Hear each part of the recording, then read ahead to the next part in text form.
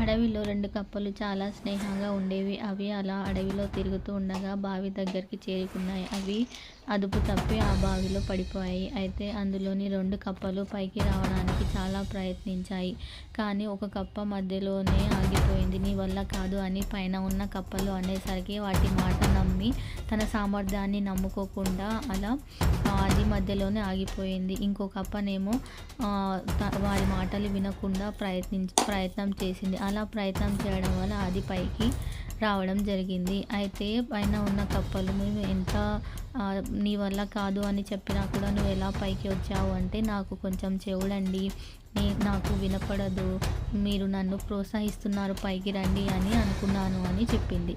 అదే బావిలో ఉన్న రెండో కప్ప పాము తినడం వల్ల అది చనిపోయింది.